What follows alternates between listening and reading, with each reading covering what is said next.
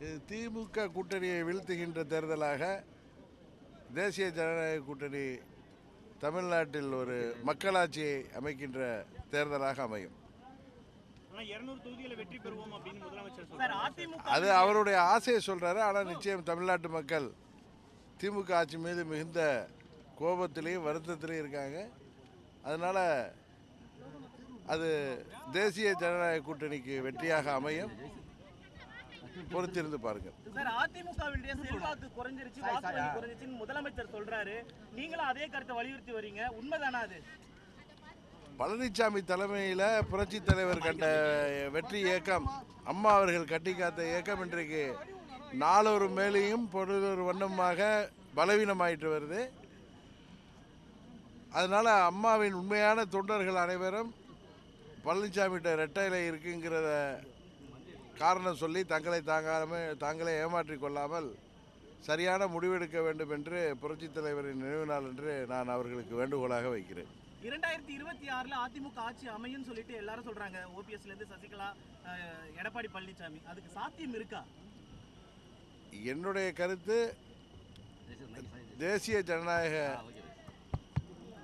கூட்டணியின் ஆட்சி, அதில் அம்மாவின் தொண்டர்கள் இணைந்து அந்த ஆட்சியை உருவாக்குவோம் என்பதுதான் எனது.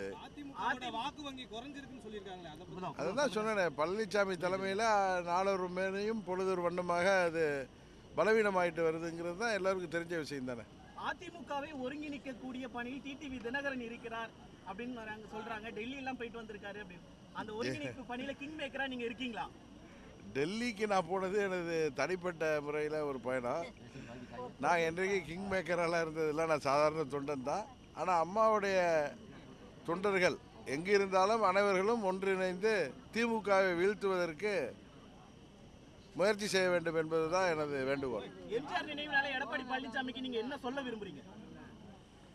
திருடனா பார்த்து திருந்தா விட்டா திருத்த முடியாதுன்னு தலைவர் பாடியிருக்காரு.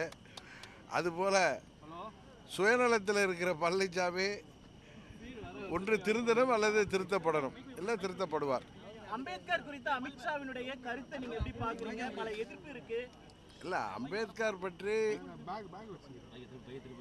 மத்திய அமைச்சர் அமித்ஷா அவர்கள் தனது கருத்தை மறுபடியும் தெளிவாக அவர் சொல்லிட்டாரு. அதனால அந்த சப்ஜெக்டை பற்றி நம்ம பேச வேண்டிய அவசியம் இல்லை என்று நினைக்கிறேன். நன்றி சார்.